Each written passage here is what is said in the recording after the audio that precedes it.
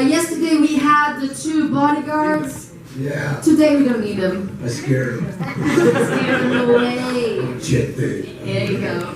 Sir, second day of Weekend of Hell. How is it in hell?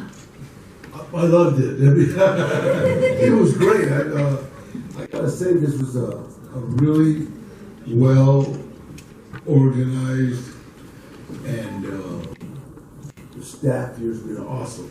You know, so it always for me, it makes it just really simple. You know, it's not.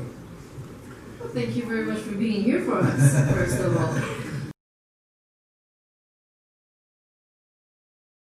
Well, you know, yeah, you can't like be a workaholic if you love what you're doing, you know. And I love what I'm doing. It's like, I think I was doing a film with Adam Sandler. It was called The Ridiculous Six, the cowboy movie. And I was doing it with Nick Nolte, and we were sitting in a tent they had, just kind of like kicking back, waiting.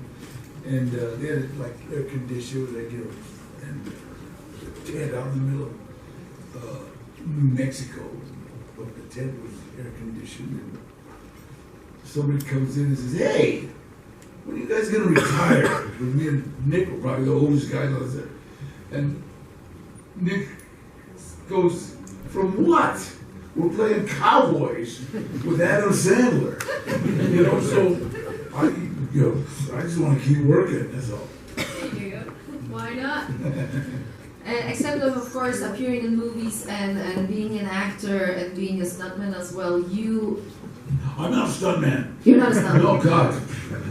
Doing stunt. The first thing I do when I walk on a set is tell a director, "Hey, I'm chilling. I don't jump off a curb, homie." You know what I mean? And it's because, you know what, we've got professional men that do that. They're trained. And the reality is, anybody that says they do their own stunts, if you're a lead in a movie, you're full of shit. Only Jackie Chan. No, you know, Jackie Chan had a double. I mean, all of them, because insurance companies, first of all, won't let you. You know, it's like, if I'm the lead in a movie and the movie's worth $20 million and I get hurt, the movie stops, and I've just lost everybody their job. True. So it's like, just so I can say, I got big cojones on late night TV. And it's a lie. All them guys that talk about they do their own stunts, I know they're stuntmen. You know. They're just full of Hollywood bullshit, huh? And all of them go around and find a guy that looks exactly like him. Hey, want a job? Jump off that window.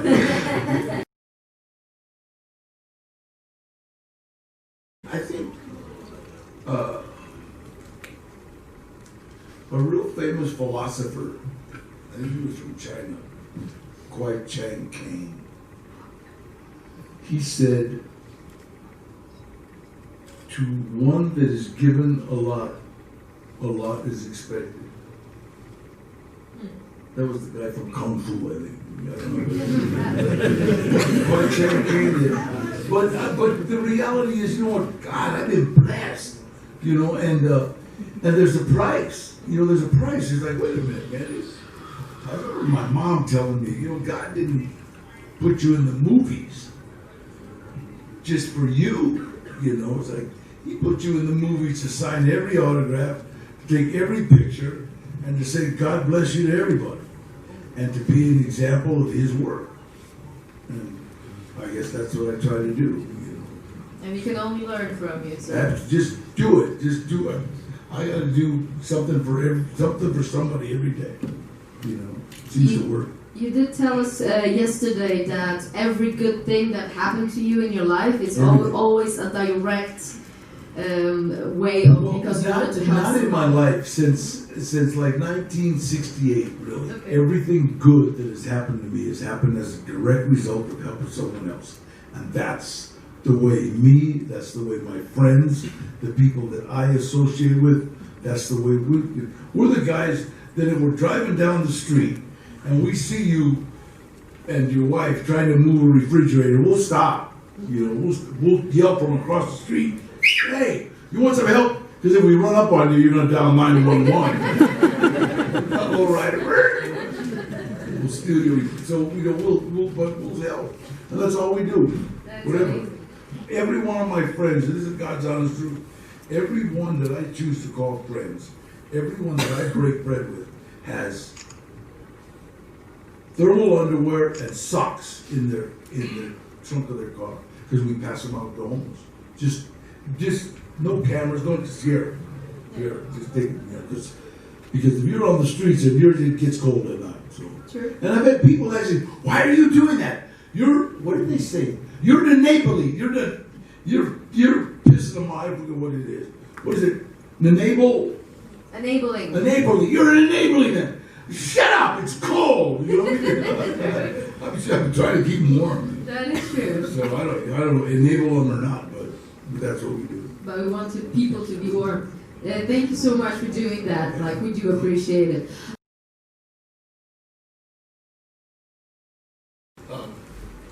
My agent Gloria sent me in to do Desperado. Desperado was the first movie I did with Robert Rodriguez. And I walked in his office, and he looked at me and said, "You look like the bad guys in my high school." And I said, "I am the bad guys in my high school." Gave me a knife. She said, "Use that." I went back to Gloria's office. She said, "Well, what happened?" I said, "I think I got the part." He gave me a knife, you know. Twirling that knife, and then when we started doing the film, we were in Cunha, Mexico, which is right across the border from Del Rio, Texas. And we were working. My family is all from San Antonio, Texas. So they came down to Acuna to visit me, and my uncle goes, "Hey, who's that?" And that's the director, Robert. I'll never forget my uncle. My uncle was highly involved in Texas stuff, and he goes, "Hey," and I'm trying to, but Robert, being Latino and my uncle being elderly, he comes. You know, he came. Out of respect. Yeah, out of respect. And they started talking, and all of a sudden my uncle goes, "Hey, say hello to your cousin." Wow, me and Robert were second cousins, and we didn't know it. And now you're bound for life? Yeah, and the first thing I told him, "Okay, let's go, make the part bigger." And we've done 11 movies, 12 movies together. Nice. That's a good, that's a good job security now, huh? With the family. We're waiting for Machete 3, you better hurry up. True that. Oh yeah, are we calling Yeah, remember, email Robert Rodriguez and say, "Hey, Germany wants Machete 3. Yes, please, in space. In space. Imagine that. By the way, Right now is a perfect time, too, because they just sent 2 women into space. So, Machete could take 2 women. easily.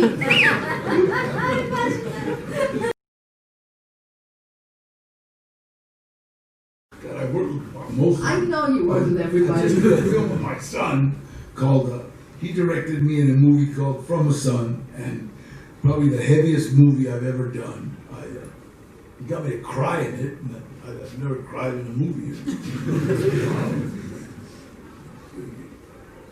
Yeah, he's dead, you gotta cry.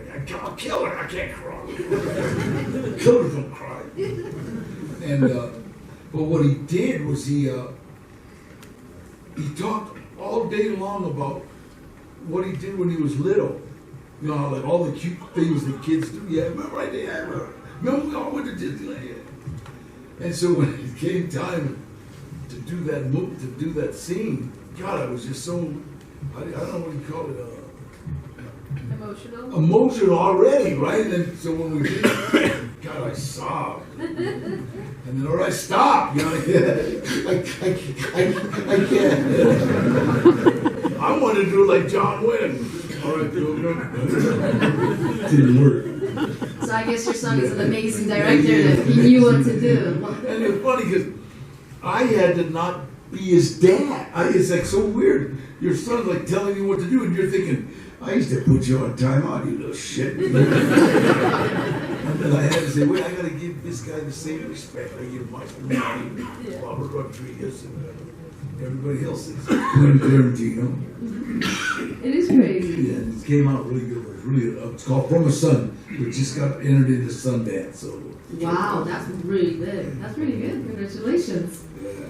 I hope it's going to be like released in Europe because it's not yet, no? No, not yet. I think Sundance and then South by Southwest, and I don't know if we can come to Connor.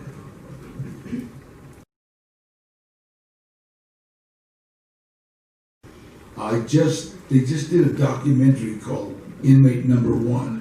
It's a documentary on my life, and I've seen it. It's actually pretty good. That's not you. I didn't know my life was that interesting. But it comes like all the way from juvenile hall trouble. My best friend Eddie Bunker always just say, the first part of your life was a character study of all the people that you were going to play. Right. But do you think that the whole thing, everything that you went through in your life, sets you up to be like immune to the whole Hollywood bullshit?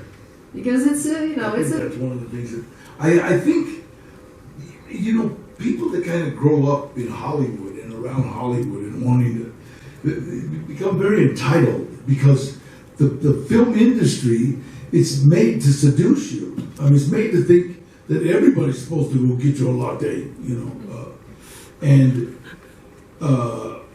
it's the real world, they don't. That's why that a lot of people keep getting in trouble outside of Hollywood because, they don't, a lot of people don't respond to that. And I've worked, I've like really worked, and I fought fires, I did construction, so when it's too hot, okay, so they'll give me a little fan if I want, So, but you gotta like take it with a grain of salt. It's like when you go to the desert, you're gonna film in the desert, and don't complain about the heat because you're coming to the desert.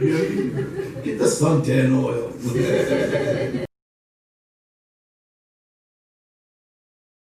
Hello. Can you move from the speaker? It's going to be easier. I thought he whistled at me. Hello, Mr. Trejo. How are you? It's a pleasure to meet you finally. My question is, you were working with people like Robert De Niro, Michael Mann, Val Kilmer. I'm obviously talking about Heat. What was your experience doing that movie, and do you have any anecdotes? I was in awe of, first of all, Robert De Niro. Come on, they're getting better. And in fact, while we were doing Heat, I made friends with Robert De Niro, and we were in L.A., and his daughter and a friend were coming into L.A., and he called me on my machine. I wasn't home, but he left a message on my machine. He said, hey, Danny, you know what? My daughter's coming into L.A., and they want to go salsa. Her and her friend want to go salsa dancing. You know what? I'm in meetings. Can you help me out? I left that message on my machine for about 8 months. Every time somebody walked in, hold on. And shut up, we heard that last month. Well, so me and his daughter and her friend and another friend of mine went salsa dancing, had a blast. Robert De Niro was awesome. And it just doesn't get any better than Robert De Niro, Al Pacino, Val Kilmer, John Boyd. They really kind of like pushed my stock up. I've done a lot of work, but never with stars of that magnitude. And those guys have no pretentious about them. Pretentiousness, yeah. Yeah, they're just, they're doing a good job. That's what they're awesome. But I'll tell you one thing, when Robert De Niro and Al Pacino did that scene in the diner, God, there was sparks. Everybody, to the biggest, right? It was amazing. I mean, it was, what was going on. But it was funny that my son was 9. And my son grew up on movies. And we were standing there, and I said, "Hey, Robert, this is my son, Gilbert. Gilbert, this is Robert De Niro." And Robert De Niro goes, "Hi, Gilbert." And my son, 9 years old, goes, "You talking to me?"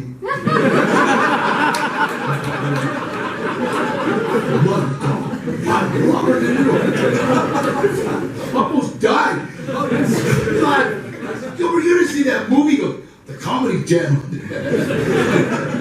Everybody that imitates Robert De Niro does that. Yeah, you talking to me? De Niro became really good friends. He always sounds it.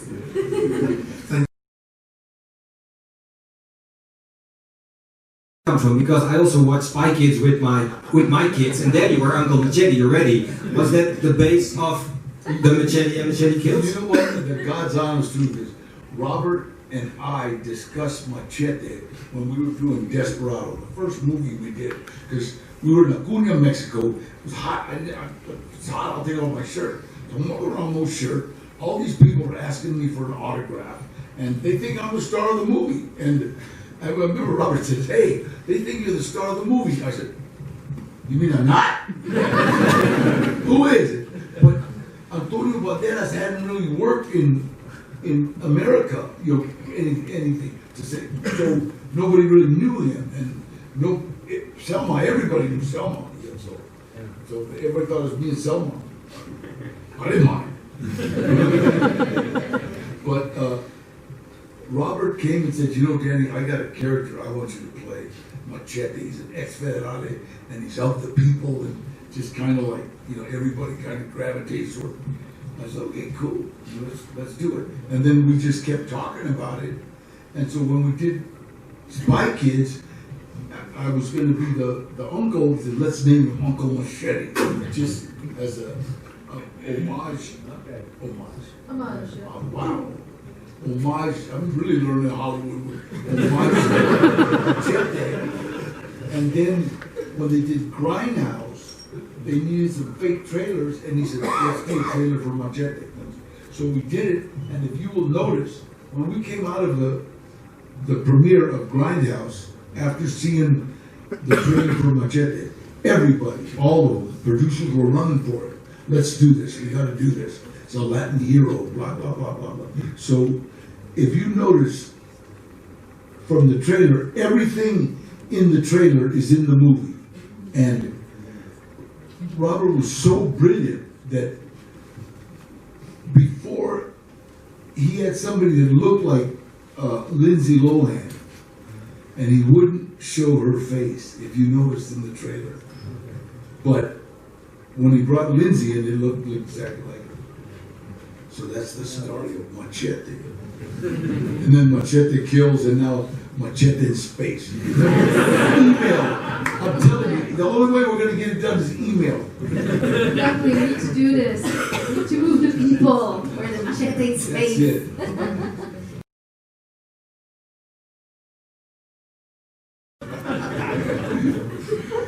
God, they were one of the funniest movies I did. They hired all the wannabe tough guys in Hollywood. Okay, everybody that wanted to be a killer, and they hired them, and everything was a competition. If somebody spit, somebody else would spit further, and then everything. You did a push-up. Everybody wanted to do push-ups, and there was a guy, Benny Urquidez, who was a 5-time world kickboxing champion, and he used to fight with Chuck Norris all the time. And Benny was John Cusack sensei. Now people don't know this, but John Cusack is bad. I mean, for reals. He's not like play Hollywood, okay? He's like for reals. If you ever watch him kick off a heavy bag, he'll break it in half and so. But he was John Cusack's sensei, and they had a dojo out in the desert where we were filming, and at lunch, Benny Ukidis would come get me and say, come on, Dad. And I go, what? They pull me away and we go into the dojo and like practice and stuff. And I go, hey, what's your trivia? Look, I grew up with Benny Ukidis' older brother, who was also a kickboxing bad, but he kind of took the same road I did. And I said, what is your story? He said, Danny, you grew up with my brother. You're a bad sport and you don't like losing. And I don't want you playing out there. And so we wouldn't get into competition and stuff, you know. That's all. So we would just stay in the dojo. But it was just funny to watch, you know. And then everybody was sitting around one time, and they were all talking about this and that and this and that. And Nicolas Cage says, "Hey, only one I'd be scared to meet in an alley was Danny." And I said, "Why me?" Because you're scared of shit. But Nicholas was he's like a real professional. But I kept asking him, why are you talking like that? Because every movie, he changes his accent. If you notice, every movie he's in, he'll be it. So I just like to joke with him. Why are you talking like that? I'm an actor.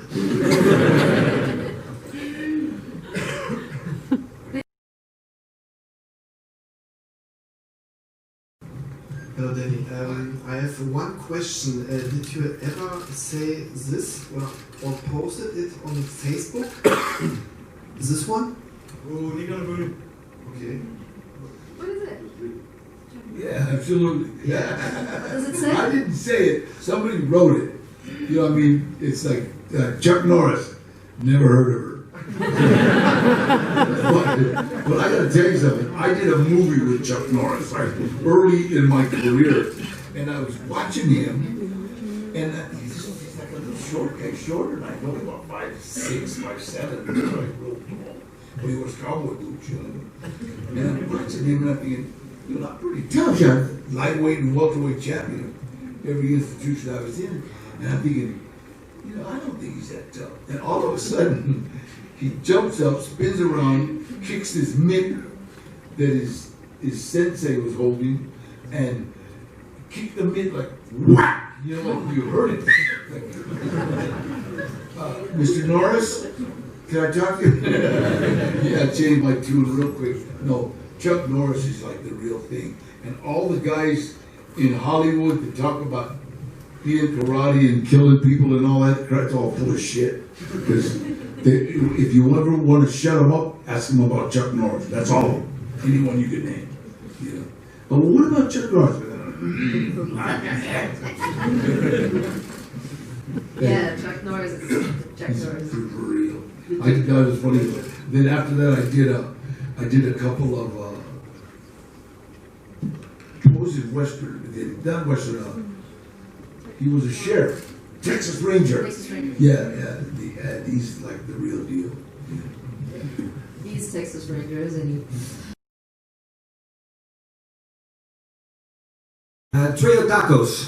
Hey! What did you decide to do? It was your mama's recipe. I saw the documentary. Anytime you're in LA, stop at one of my restaurants. I did, but you weren't there. Actually, I did everything good that has happened to me has happened as a direct result of helping someone else. And my agent Gloria said, "Hey, do you want to do this movie? Low budget, they can't pay your rate, blah blah." Yeah, let's do it. The producer of that movie saw that I like good food. I won't eat fast food, and I eat pretty good. And he said, "Why don't you start a restaurant?" And jokingly, I just said Trejo's Tacos because my mom, who always wanted to start a restaurant, who was a fabulous cook, but that was in the 50s, and you got to remember, women didn't work in the 50s. you know, they were like chained to their houses. They were housewives. And so my dad, he was like the Mexican Archie. Hey, you want to cook something? Just go ahead and get in the kitchen, cook whatever you want. You know what I mean? She wasn't going out of the house. And so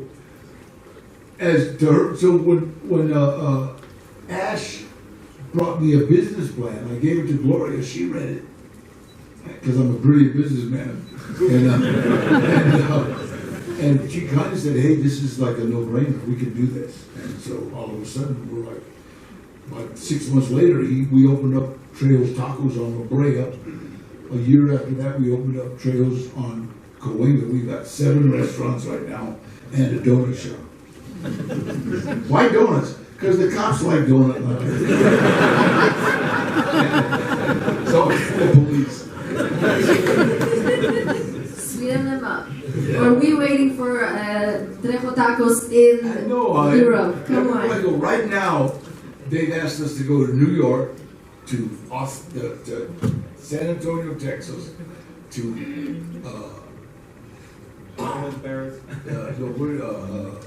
Las Vegas, and Hawaii. That's great. I'm for Hawaii. Sorry. We understand. Well, thank you very much. Questions? That's Questions? Never asked me.